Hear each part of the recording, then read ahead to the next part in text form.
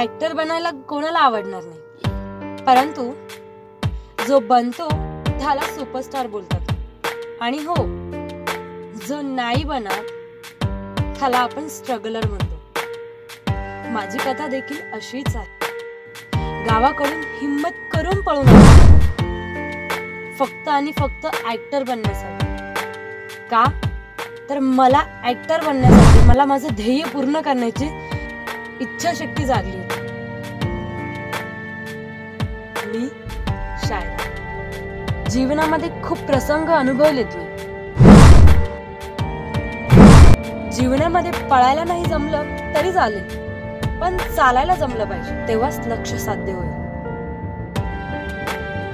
तुमच्या समोर आज जी शायरा उभी आहे ना, तिने खूप काही सहन केलं।